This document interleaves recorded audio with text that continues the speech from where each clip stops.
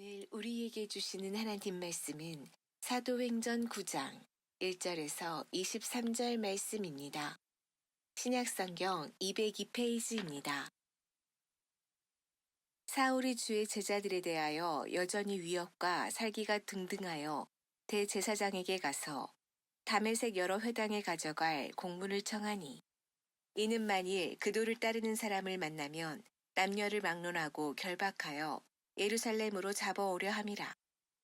사울이 길을 가다가 다메섹에 가까이 이르더니 호련히 하늘로부터 빛이 그를 둘러 비추는지라. 땅에 엎드러져 들으매 소리가 있어 이르시되, 사울아 사울아, 내가 어찌하여 나를 박해하느냐 하시거늘, 대답하되, 주여 누구시니이까? 이르시되, 나는 내가 박해하는 예수라. 너는 일어나 시내로 들어가라. 내가 행할 것을 내가 이를 자가 있느니라 하시니, 같이 가던 사람들은 소리만 듣고 아무도 보지 못하여 말을 못하고 서 있더라. 사울이 땅에서 일어나 눈을 떴으나 아무것도 보지 못하고 사람의 손에 끌려 다메섹으로 들어가서 사흘 동안 보지 못하고 먹지도 마시지도 아니하니라. 그때 다메섹에 아나니아라는 제자가 있더니 주께서 환상 중에 불러 이르시되, 아나니아야 하시거늘, 대답하되, 주여 내가 여기 있나이다 하니, 주께서 이르시되, 일어나 직가라 하는 거리로 가서 유다의 집에서 다소 사람 사울이라는 사람을 찾으라. 그가 기도하는 중이니라. 그가 아나니아라는 사람이 들어와서 자기에게 안수하여 다시 보게 하는 것을 보았느니라 하시거늘, 아나니아가 대답하되, 주여 이 사람에 대하여 내가 여러 사람에게 듣사온즉 그가 예루살렘에서 주의 성도에게 적지 않은 해를 끼쳤다 하더니, 여기서도 주의 이름을 부르는 모든 사람을 결박한 권한을 대제사장들에게서 받았나이다 하거늘, 주께서 이르시되, 가라. 이 사람은 내 이름을 이방인과 임금들과 이스라엘 자손들에게 전하기 위하여 택한 나의 그릇이라. 그가 내 이름을 위하여 얼마나 고난을 받아야 할 것을 내가 그에게 보이리라 하시니, 아나니아가 떠나 그 집에 들어가서 그에게 안수하여 이르되, 형제 사울아, 주 곧 내가 오는 길에서 나타나셨던 예수께서 나를 보내어 너로 다시 보게 하시고 성령으로 충만하게 하신다 하니, 즉시 사울의 눈에서 비늘 같은 것이 벗어져 다시 보게 된지라. 일어나 세례를 받고 음식을 먹음에 강건하여 지니라. 사울이 다메섹에 있는 제자들과 함께 며칠 있을새 즉시로 각 회당에서 예수가 하나님의 아들이심을 전파하니, 듣는 사람이 다 놀라 말하되, 이 사람이 예루살렘에서 이 이름을 부르는 사람을 멸하려던 자가 아니냐. 여기 온 것도 그들을 결박하여 대제사장들에게 끌어가고자 함이 아니냐 하더라. 사울은 힘을 더 얻어 예수를 그리스도라 증언하여 다메섹에 사는 유대인들을 당혹하게 하니라. 여러 날이 지남에 유대인들이 사울 죽이기를 공모하더니, 아멘.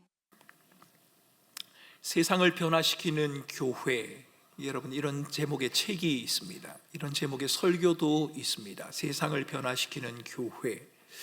제가 그 설교문이나 그 책을 다 읽은 것이 아니라서 그 내용을 여러분들에게 소개할 수는 없을 것 같습니다만, 세상을 변화시킨다라고 하는 이 제목을 대하면서 느끼는 저의 감정과 생각은 여러분들과 함께 나눌 수 있을 것 같습니다.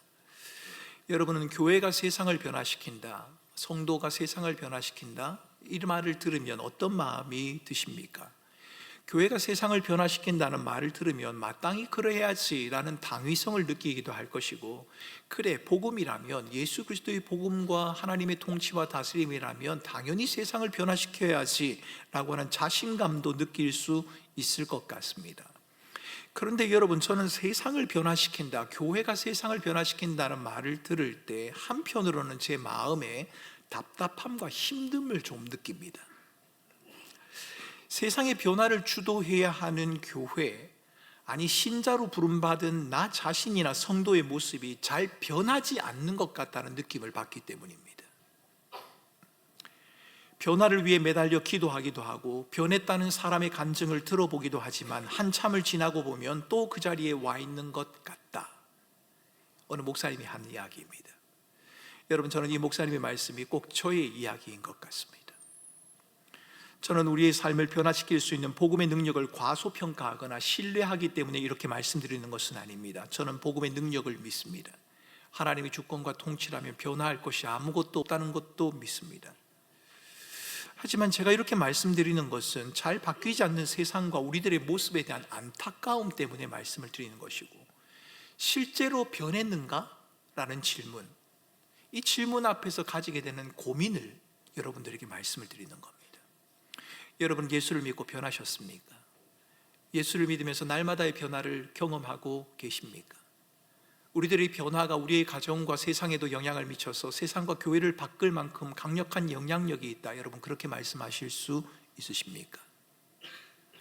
사도행전 9장을 과거의 사건으로 읽으면 감동과 스릴을 느낄 수 있습니다. 사울이 하나님 앞에 굴복하지 않습니까? 하나님이 승리하는, 사울이 급격하게 변화되는 모습을 보면 우리는 감동과 스릴을 느낄 수 있습니다. 그런데 오늘 우리의 관점에서 오늘 본문을 읽으면 좀 느낌은 달라질 수 있을 겁니다. 사울이 바울로 바뀌는 변화가 우리에게는 잘 이루어지는 것 같지 않기 때문입니다. 사람이 변합니까? 세상이 쉽게 변합니까? 사울은 이스라엘인입니다. 베냐민 지파 출신입니다. 구약의 사울 왕을 배출했던 베냐민 지파라고 하는 자부심, 율법의 전통, 그 열심에 대한 긍지를 가지고 있는 사람입니다. 율법과 구약 전통에 대한 이 사울의 열심은 율법보다 더 중요한 것이 있는 것처럼 생각하는 그리스도인, 저주의 상징으로 여겨지는 십자가에 못 박혀 죽은 예수 그리스도를 나의 구원자다, 나의 메시아다라고 말하고 있는 그리스도인, 그들을 용납할 수가 없었습니다. 그리스도인들을 향해 위협과 살기가 등등했던 사울의 모습, 오늘 본문 1절과 2절에 고스란히 잘 드러나고 있습니다. 그리스도인들에게 심히 격분한 사울은 예루살렘은 물론이고 예루살렘 성을 벗어난 외국 성까지도 찾아가 박해하며 그들을 잡아들이기도 합니다. 참신앙과 거짓신앙이라는 책이 있습니다. 이 책의 저자는 사울의 이런 모습을 지식 없는 열심이다, 이렇게 표현을 합니다. 지식 없는 열심은 거짓된 열심이나 위선으로서의 열심과는 좀 차이가 있습니다. 거짓과 위선, 여러분, 이것은 그야말로 그런 척 하는 겁니다. 피곤한데 피곤하지 않는 척, 알면서도 모르는 척, 거짓이면서도 참인 척, 잘하지 못하면서도 잘하는 척 하는 것, 여러분 이게 바로 거짓과 위선입니다. 하지만 지식 없는 열심의 특징은 그 사람의 열심이 올바른 지식에서 비롯된 것이 아니라는 점을 강조해야 합니다. 열심은 있는데 그 열심이 올바른 지식에서 나온 게 아닙니다. 거짓이나 위선은 아닐 수 있습니다. 그런데 이 지식 없는 열심이 위험한 이유는 자신도 모르게, 자기도 모르게 잘못된 결과를 가져오기 때문에 그런 겁니다. 열심히 했는데 열심히 한 그 결과가 별로 좋지가 않습니다. 예를 들어 보겠습니다. 예전에 제가 유학을 갔던 남아공에 한 대통령이 있었습니다. 그 대통령이 TV에서 인터뷰를 하면서 이렇게 말을 했습니다. 샤워를 하면 에이즈를 예방할 수 있다, 대통령이 한 말입니다. 그래서 한동안 논란이 되었습니다. 그런데 만약 말입니다, 이분의 말을 그대로 믿고 HIV 보균자에게 성폭행한 당한 사람에게 샤워를 하면 괜찮아지니까 매일 샤워를 하세요, 한 번으로 부족하면 하루에 3번씩 샤워를 하세요 라고 말을 했고, 성폭행을 당한 그 사람은 매일같이 하루에 2번, 3번 샤워를 했다고 한번 생각을 해봅시다. 열심히 샤워를 했습니다. 여러분, 그 결과는 어떨까요? 천국에서 72명의 처녀와 영원히 살 수 있다고 말하면서 자폭 테러를 행하는 것은 어떻습니까? 자폭 테러를 행하는 사람들에게 자폭 테러를 하면 천국에서 72명의 처녀와 영원히 살 수 있다, 이렇게 가르쳤습니다. 종교적인 열심이 잘못 해석되거나 반영되어질 때 드러나는 결과, 여러분 그 결과는 테러까지는 아니라 할지라도 누군가를, 아니면 자기 자신을 힘들게 하거나 고통스럽게 만들 수 있습니다. 속도가 아니라 방향이라고 하는 말처럼 열심보다 중요한 것은 무엇을 향한 열심인가 하는 열심의 내용이고, 그 열심이 무엇에서부터 비롯된 것인가 라고 하는 그 열심의 근거가 훨씬 더 중요합니다. 얼마나 열심히 하느냐, 이것도 중요하지만 무엇을 위해 열심히 하고 있느냐, 왜 열심히 하고 있느냐, 여러분 이게 더 중요하다는 겁니다. 사울에게는 종교적으로 탁월한 출신도 배경도 있었습니다. 율법적인 지식도 있었고 탁월한 열심도 있었습니다. 하지만 안타깝게도 그것은 올바른 지식에서 비롯된 것이 아니었습니다. 저는 우리 꿈꾸는 교회 교우들 가운데 그런 사람이 하나도 없었으면 좋겠다 싶습니다.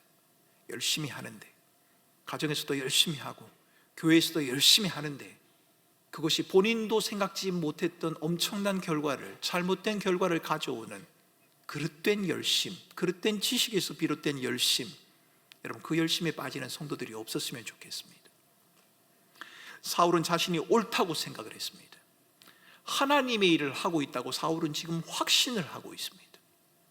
그런데 그 순간 사울이 전혀 예상하지 못했던 일이 벌어집니다. 갑자기 하늘에서 밝은 빛이 비추고 그 빛에 압도된 사울은 땅에 엎드러지게 됩니다.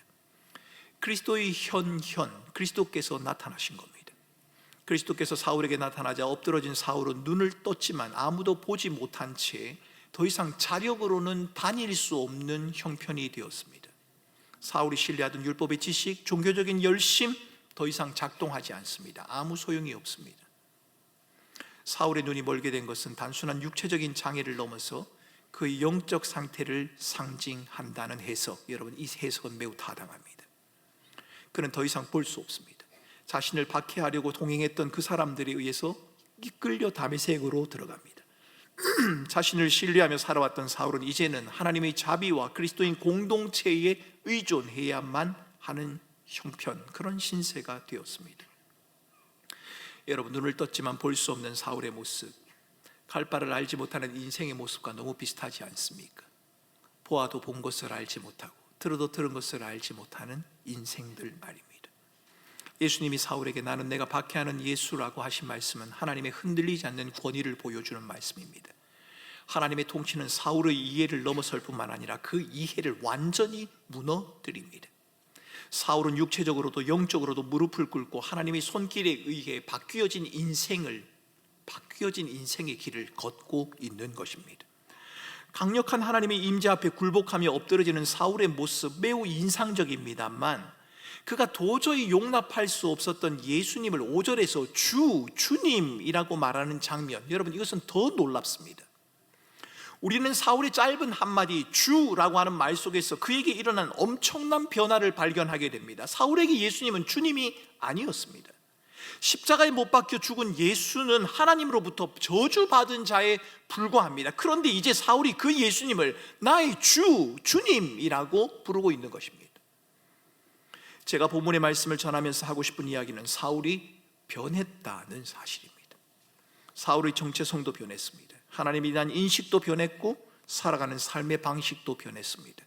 자기의 의와 행위를 앞세웠던 태도도 변했습니다. 사울의 변화가 얼마나 뚜렷했든지 21절에서는 사울을 알고 있는 사람들도 사울의 변한 모습을 보고 깜짝 놀랐다라고 그렇게 말합니다. 사울의 변화는 거기에 그치지 않습니다. 20절에는 사울이 각 회당에서 예수가 하나님의 아들이심을 전파하는 장면이 소개됩니다. 잠시 전까지는 예수 믿는 자들을 잡아서 예루살렘으로 데려가겠다 하던 사람 아닙니까? 그런데 지금 그는 예수는 하나님의 아들이다 라고 말하고 있습니다. 이것은 예수를 주로 인정한 그의 고백이 그저 말이 아니었다는 것을 우리에게 보여줍니다. 여러분 사람이 변했다는 것, 이것은 자기의 말로 증명하는 게 아닙니다. 자신의 삶을 바라보는 다른 사람들이 증명해 주어야 합니다. 여러분 제가 가끔 아내에게 여보 내가 결혼하기 전하고 지금하고 참 많이 변했지 라고 말합니다. 저는 변한 것 같거든요. 그러면 아내가 말합니다. 똑같아. 아내의 말이 맞을 겁니다. 여러분 변했다고 생각하십니까? 스스로 확신하지 말고 여러분과 함께하는 사람에게 물어보시기 바랍니다.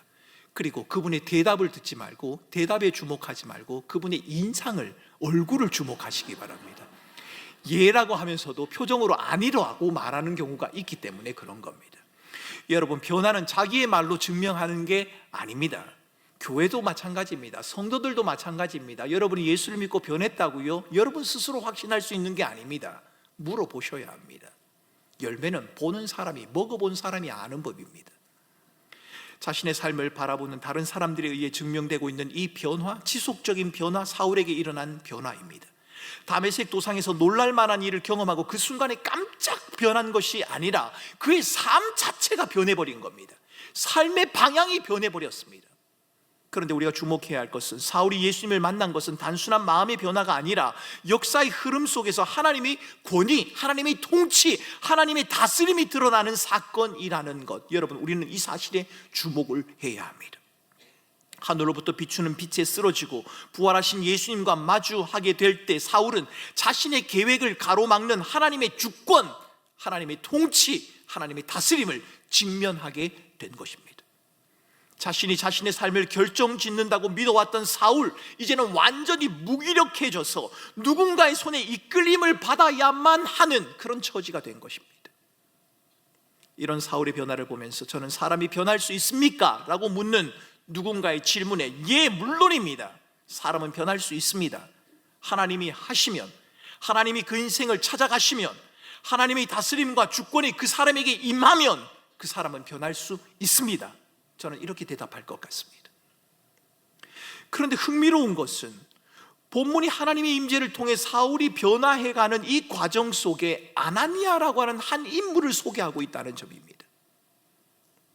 하나님은 아나니아에게 사울에게 가라고 명령하셨습니다. 사울의 평판을 알고 있는 아나니아, 두려움에 사로잡힙니다. 저는 아나니아의 마음을 충분히 이해합니다.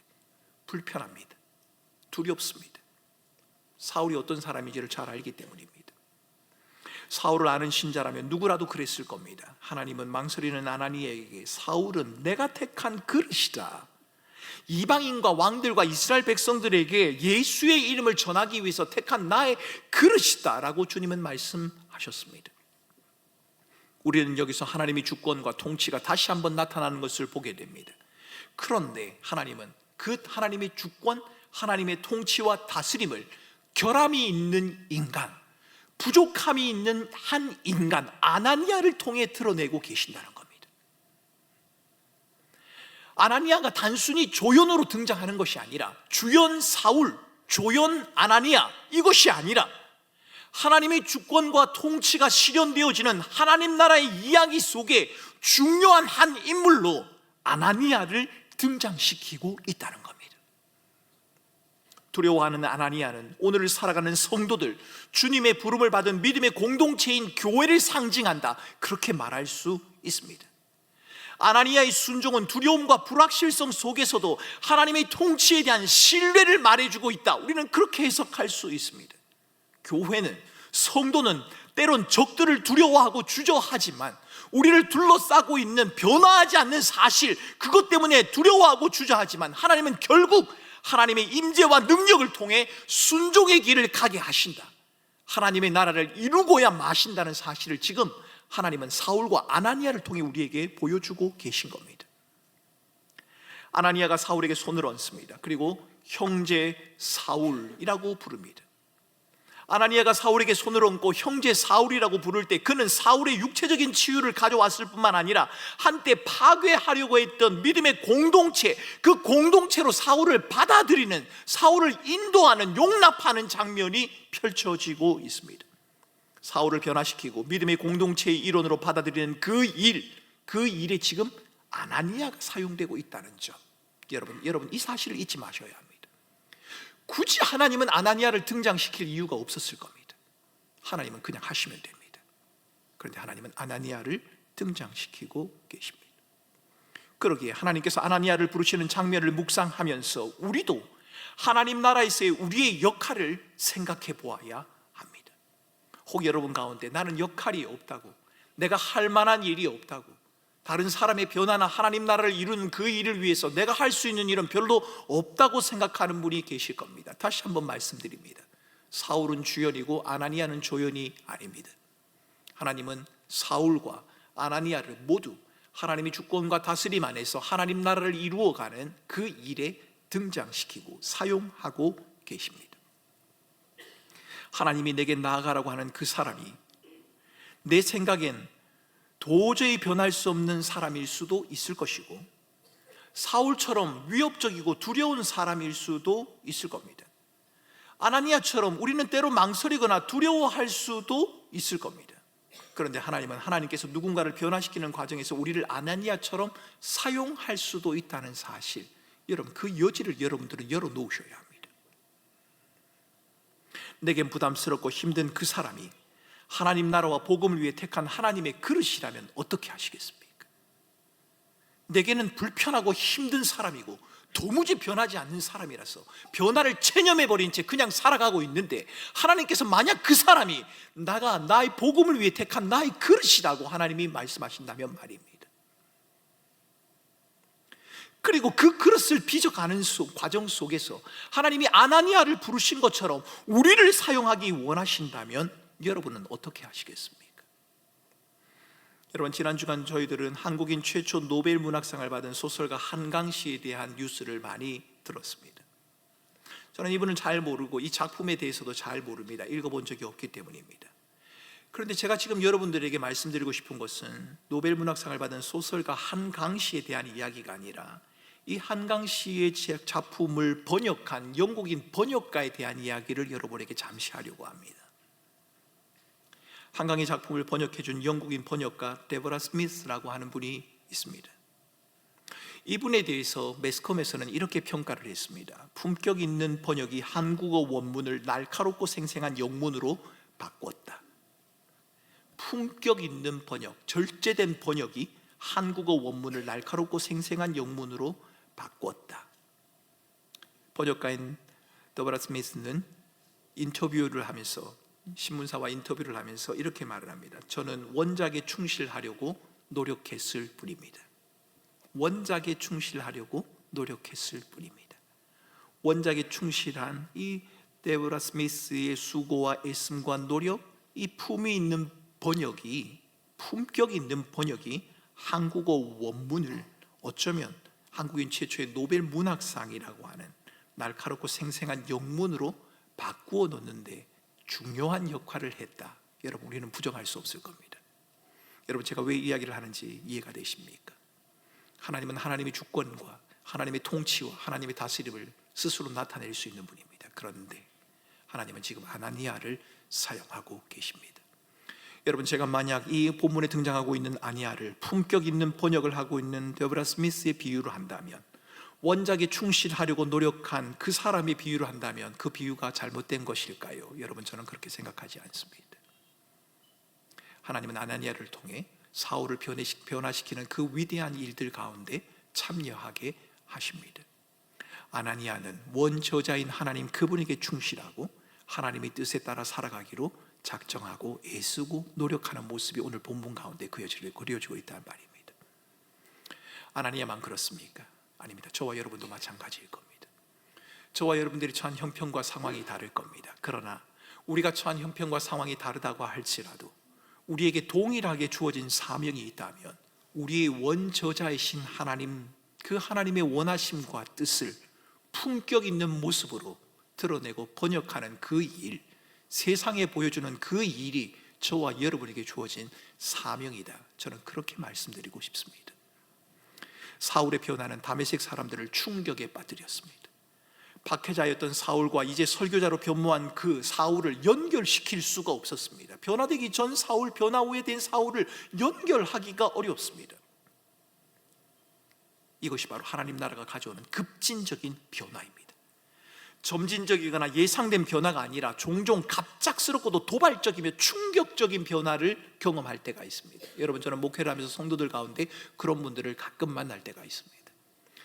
몇 년이 지나고 몇 년이 지난 신앙생활을 해가면서 조금씩 자신이 변하고 있는지 없는지도 모른 채 변해가고 있는 그런 분도 있는가 하면, 갑작스럽고 어떻게 말하면 도발적이고 충격적이고 급진적인 변화를 하는 분들도 볼 때가 있습니다. 그래서 어느 목사님은 사울의 변화를 두고 하나님의 나라가 예상치 못한 도구를 통해 확장하는 장면이다, 이렇게 해석을 합니다. 예상치 못한 도구, 누구입니까? 사울입니다. 하나님의 나라가 예상치 못한 도구를 통해 확장된다.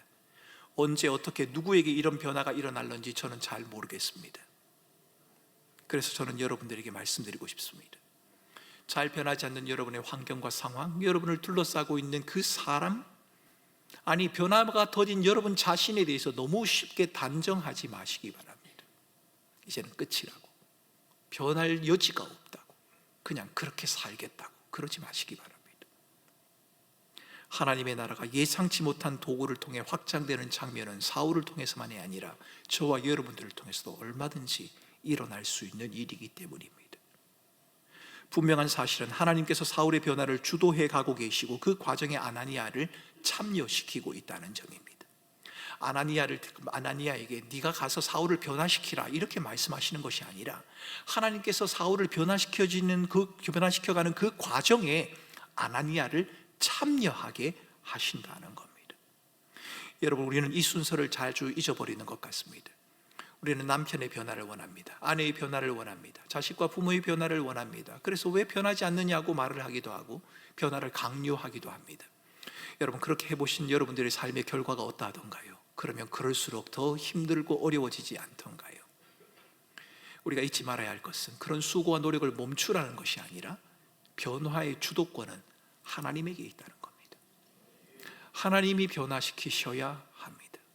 그리고 그 변화의 주도권을 가지신 하나님께서 그 변화의 과정 가운데 우리로 하여금 참여하게 하십니다.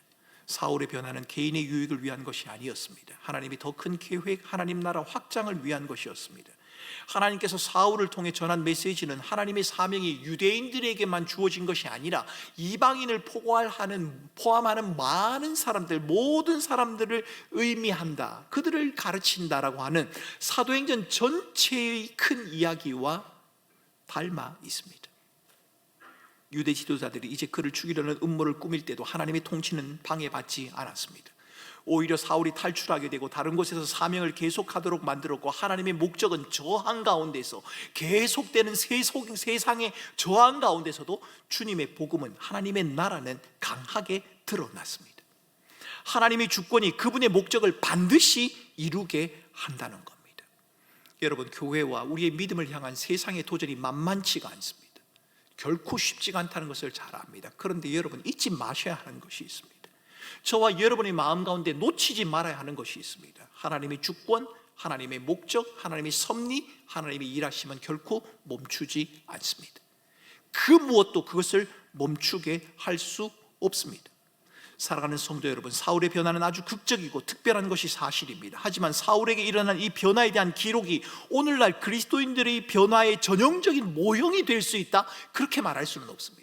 아마 여기에 앉아 계신 성도들 가운데 사울과 같은 극적인 경험을 하신 분들도 계실 겁니다만 아마도 소수일 겁니다. 많은 성도들은 이 사울과 같은 극적인 경험을 하신 적이 없을 겁니다. 빛을 보거나 초자연적인 현상이 우리를 사로잡거나 환상이나 소리를 들어야만 변화가 가능하다, 그렇게 말하지 말아야 합니다. 우리의 삶의 변화의 가능성을 말할 수 있는 것은 사울이 경험한 극적인 현상이 있기 때문이 아닙니다. 우리가 복음을 듣고 그리스도를 주로 고백하고 그분을 신뢰하며 살아갈 수 있는 것은 우리의 의나 우리의 열심, 풍성한 지식, 신앙의 경륜 때문도 아닙니다. 여러분, 우리가 변화를 말할 수 있는 이유는, 우리가 구원을 말할 수 있는 그 이유는 예수 그리스도께서 우리를 찾아오시고 우리를 인격적으로 만나 주셨기 때문입니다. 죄인인 우리를 돌이켜서 회개와 믿음의 자리로, 은혜의 자리로 이끌어 가신다는 그 사실 때문에 우리는 변화를 말할 수 있는 것이고 구원을 말할 수 있는 겁니다. 우리를 부르시고 의롭다 하시고 거룩하게 하시고 영화롭게 하시는 그분이 바로 우리의 아버지라는 사실 때문에 우리의 변화가 더디지만, 때로는 우리의 현실이 갑갑하지만, 아무것도 변하지 않는 것 같지만 변화를 말할 수 있고, 모든 것을 다 잃어버린 것 같지만 우리에게 베풀어 주신 하나님의 놀라운 구원을 말할 수 있는 겁니다. 하나님이 우리에게 찾아오신 것보다 더 큰 기적이 어디에 있단 말입니까? 하나님께서 친히 사람의 몸을 입으시고 이 땅에 오셨다는 그 일보다 더 놀라운 일이 어디에 있단 말입니까?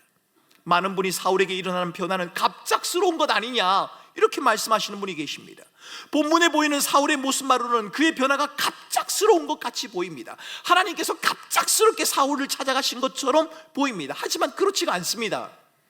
사도행전 26장 14절에는 이런 말씀이 나옵니다. 가시채를 뒷발질하기가 내게 고생이라. 다른 말로 말하면 가시 돋친 채찍을 뒷발질하는 것은 고통스러운 일이다. 소가 뒷발질을 하는데 그 뒷발질에 가시도 친 채찍이 있다는 겁니다. 그 가시도 친 채찍을 뒷발질하는 것은 그 소에게는 고통스러운 일이다라고 말씀을 하십니다. 여러분, 이 본문은 사울을 고집센 수소로 비유하고 있고 예수님 자신을 가시도 친 채찍으로 그 소를 훈련시키는 농부로 비유하는 말씀입니다. 어느 날 갑자기 농부가 등장한 게 아닙니다. 어느 날 갑자기 소를 방치해 두었다가 소가 위험에 빠지니까 갑자기 찾아온 것이 아니라는 말입니다. 하나님의 계획과 손길은 이미 사울과 함께하고 있었습니다. 어머니의 모태에서부터 우리를 조성하신 하나님께서 우리의 인생을 알고 계신다고 성경은 말하고 있지 않습니까? 다메섹에서의 극적인 경험 이전에도 하나님은 사울과 함께 하셨습니다. 저와 여러분의 삶의 모든 순간에 하나님이 함께 하셨습니다. 변하지 않을 것 같은 그 사람을 향해서도, 도무지 변하지 않을 것 같은 그 상황 속에서도 하나님은 계획을 가지고 계시고 그 자리에 머물러 계셨단 말입니다. 믿기 어려운 이 사실이 맞는 말입니다. 혹시 여러분의 삶의 더딘 변화 때문에 힘들어하고 계시진 않으십니까? 변하지 않는 자기의 모습을 보면서 사울처럼 급격하고 놀라운 체험이 한 번만 있으면 좋겠다, 여러분 그런 기대 가져보지 않으십니까? 도무지 변하지 않는 누군가로 인해서 절망하며 포기하고 있진 않습니까? 여러분 기억하십시오. 하나님의 계획과 손길은 변함없이 우리와 함께 하십니다. 여러분 중에는 변화라는 말을 입에 올리기도 분주하고 힘겨운 삶을 살아가는 분도 계실 거고, 변화는 고사하고 그저 하루하루 버티는 것도 힘듭니다, 힘겹습니다, 이렇게 말하는 분들도 계실 겁니다. 도저히 변화는 불가능합니다, 이렇게 생각하는 분이 여러분 옆에 계실 수도 있고, 설령 그 사람이 변하고 그 상황이 변화할 가능성이 있다고 해도 그 과정에는 나는 개입하고 싶지 않습니다. 그 과정이 너무 힘들고 어렵기 때문에, 별로 반갑지 않기 때문에 그 과정에는 나는 개입하고 싶지 않습니다. 마치 아나니아가 주님을 향해서 말한 것처럼 말입니다. 그런 분도 계실 겁니다. 그런 여러분에게 이 말씀을 드리고 싶습니다. 사울의 변화 이야기는 단순한 개인의 여정을 넘어섭니다. 그것은 하나님의 주권을 보여주는 증거입니다. 하나님이 변화의 주도권을 가지고 계신다는 겁니다. 하나님은 개인의 삶과 역사를 통치하시며 하나님 나라의 확장을 친히 이끌어 가십니다. 사울의 회심은 아무도 하나님의 손길에서 벗어날 수 없으며, 그분의 목적은 인간의 죄나 저항으로 인해 방해받을 수 없다라는 사실을 우리에게 보여주는 사건입니다. 하나님의 주권이 우리에게 머물러 있다면, 우리가 하나님의 주권을 믿고 고백한다면, 우리가 하나님의 임재와 다스림 앞에 살아가는 자들이 맞다면, 여러분 사람의 변화가 하나님의 임재와 주권을 통해 이루어지는 것이다, 우리가 그렇게 믿는다면 우리는 변화를 도모하는 자가 아니라 변화를 이루실 그 하나님을 신뢰하며 믿음으로 살아가야 하는 자다, 우리는 그렇게 말을 해야 합니다. 여러분, 왜 우리가 실망을 합니까? 잘 변화되어지지 않으니까요. 왜 우리가 낙심합니까? 잘 안 변하니까요. 마치 변화의 주도권이 우리에게 있는 것처럼 생각하니까요. 환경과 상황과 사람이 변하는 것이 쉽게 되어지는 사람은 믿음 있는 사람처럼 보이고, 오랫동안 신앙생활하면서도 아무것도 변하지 않는 자신의 모습을 보면서 나는 믿음이 없는가 보다, 하나님은 나를 사랑하지 않는가 보다라고 생각하는 이유가 무엇입니까? 변화의 주도권을 우리가 가진 것처럼 생각하기 때문입니다. 변화의 주도권은 우리에게 있는 것이 아닙니다. 변화의 주도권은 하나님에게 있습니다. 우리가 해야 할 일은 변화의 주도권을 가지신 하나님을 신뢰하며 그분의 원하심을 따라 믿음으로 살아내는 것입니다. 언제까지 그래야 하느냐고요? 온전한 변화가 이루어지는 그날까지, 온전한 변화가 이루어지는 하나님의 나라가 우리에게 주어지는 그 순간까지 기다리고 버티고 견뎌내고 살아내는 겁니다. 이것이 성경이 우리에게 요구하는 그리스도인의 사명이란 말입니다. 때론 변화가 더뎌서 속상하기도 하고, 도무지 변하지 않는 누군가로 인해서 불편하기도 하고, 때로는 괴로워하고 애통하고, 때로는 아파하고 힘겹지만 절대적인 주권으로 우리와 함께 하시며 우리를 인도하시는 하나님의 사랑과 은혜를 힘입어서 살아내는 것, 여러분 이것이 바로 믿음이라는 겁니다. 주님이 우리와 함께 하시지 않습니까? 우리를 고아처럼 버려두지 않겠다고 말씀하지 않으셨습니까? 칼이나 곤고나 환난이나 핍박이나 죽음이나 적신이라 할지라도 너희를 그리스도의 사랑으로부터 끊어놓을 수 있는 것은 아무것도 없다고 주님이 말씀하지 않으셨습니까? 그 하나님을 신뢰하며 하루하루를 살아가는 것, 여러분, 이것이 바로 우리에게 필요한 믿음이란 겁니다. 우리에게 필요한 것은 사울이 경험한 획기적이고 급격한 경험, 그것을 통한 새로운 변화가 아닙니다. 우리에게 필요한 것은 우리를 이미 새롭게 하신 그리스도의 은혜와 능력을 힘입어 버텨내고 견뎌내며 여전히 믿음의 길을 가는 겁니다. 여러분, 저는 이렇게 설교를 하면서도 이 말씀을 따라 살아가려고 할 때 여러분의 삶이 얼마나 고달플지를 조금은 이해할 수 있을 것 같습니다. 설교를 듣는 여러분이 이 설교의 말씀을 가지고, 하나님의 말씀을 가지고 한 주간을 살아나갈 때 어떤 분들은 그것이 너무 버겁고 힘들어서 정말 이게 맞나라는 생각이 들 만큼 한계를 느낄 때가 있다는 것, 여러분, 저는 신방을 하면서 그런 경험들을 자주 보게 됩니다. 그런 여러분들을 향해서 또 다른 비책이 있다면 소개해 드리고 싶습니다. 그런데 아무리 성경을 읽어보아도 성경은 우리에게 새로운 비책을 말해주지 않습니다.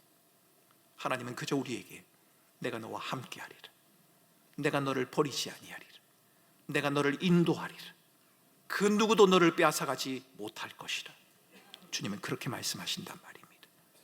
하나님 그분께서 우리 안에 이미 이루어 놓으신 새로운 변화, 우리가 그리스도 예수 안에서 하나님의 자녀가 되고 새로운 피조물이 되었다는 이 변화, 그리고 지금도 여전히 진행되어 가고 있고 장차 온전하게 이루실 그 변화를 소망하면서 여러분, 이번 한 주간도 우리에게 주어진 하루하루도 믿음으로 살아가는 겁니다. 하나님은 신실하신 분이 맞습니다. 하나님은 약속을 이루신 분이 맞단 말입니다. 무엇을 통해 우리는 그것을 알 수 있습니까?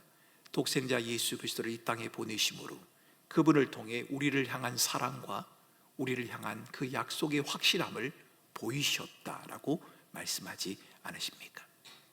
여러분, 이번 한 주간도 여러분의 삶에 많은 변화가 있으면 좋겠습니다. 여러분을 힘들게 하고 어렵게 하는 것들이 풀려지기도 하고, 변화가 더딘 여러분의 인격과 성품도 좀 더 성숙해지고, 사람들과의 관계도 다 풀려지고 그러면 좋겠습니다.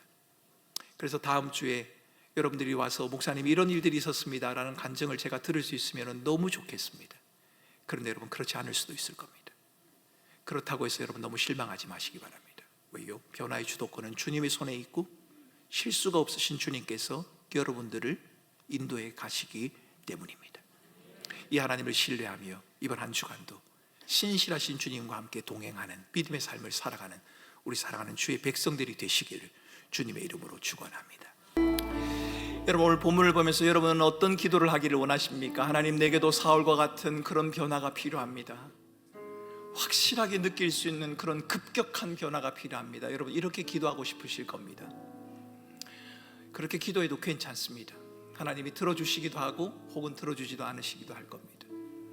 그러나 오늘 본문이 우리에게 명확하게 말하는 것은 너희에게도 사울과 같은 그 경험이 필요하니 그것을 구하라, 그것이 아니라 도저히 변할 수 없을 것 같았던 그 사울조차도 하나님의 손안에 있다는 것을 우리에게 말씀하시는 겁니다.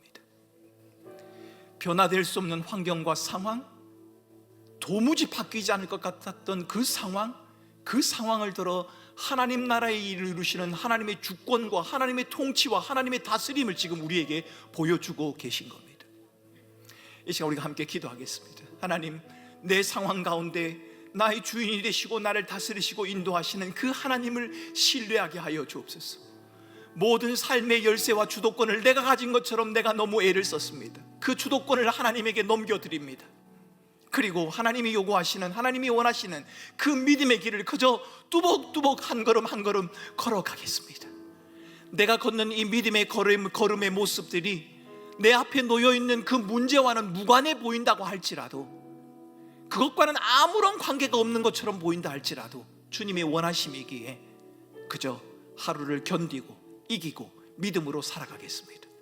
변화의 주도권이 주님에게 있으니 주님이, 선하신 주님이, 신실하신 주님이 약속을 이루실 것이니 그것을 바라보며 하나님, 내가 믿음의 길을 걸어가겠습니다.